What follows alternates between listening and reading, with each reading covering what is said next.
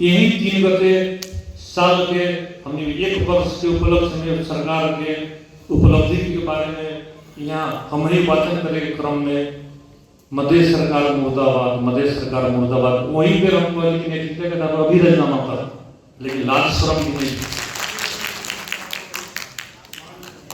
लेकिन लाज शर्म भी नहीं थे,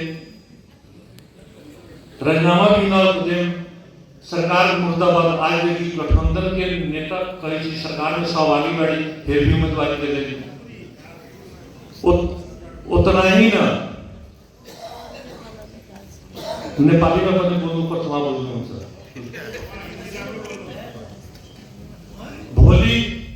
भोलि हाम्रो यो प्रदेश का गौरव योजना छ कृषि विश्वविद्यालय। ल हाम्रो प्रदेश सरकार को गौरव योजना छ कृषि विश्वविद्यालय। भोलि शिलान्यास कार्यक्रम हामीले राखेको थिए राजविराजमा। आज जनमत का मन्त्रीले आफै त्यहाँ रजिस्ट्रार र भिसीलाई फर्काएर विश्वविद्यालयमा तल्चा लगाइदिएपछि शिलान्यास हुँदैन। यो कुन तरिकाको गठबन्धन हो यो? म त 11 गतेसम्मको बाटो नहेरौँ, मेरो विचारले गठबन्धन आदिसँग मेरो अनुरोध छ। आजै केही आदिसँग सोध्नु जानेछन् फिर्ता दिन्छ कि दिँदैन, तपाईहरु सबमा पछि हटाउनु होला, म आदि हटाइदिन्छु।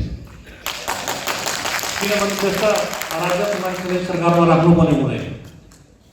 र अर्को कुरा, हाम्रो रमेश लेखक मान्यजीले भन्नुभयो नेपाली कांग्रेस सबभन्दा ठुलो दल हो। सही कुरा हो, ठुलो दलको ठुलो दिल पनि हुनु पर्यो।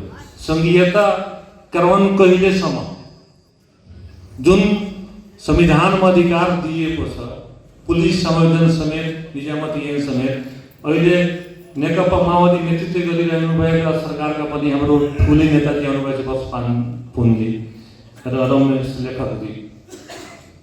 तपाईहरु विश्वस्त भएर जानुहोस्, जति मतभार छ त्योभन्दा बढी यो प्रदेशले मतभार दिएर विजय गरेर पठाउँछौँ। तर निर्वाचन लगत्तै फेरि हाम्रो संहिता कानुनको पक्षमा तपाईहरु जानुपर्छ भन्ने कुरा विश्वास छ। यही कुरा भन्दै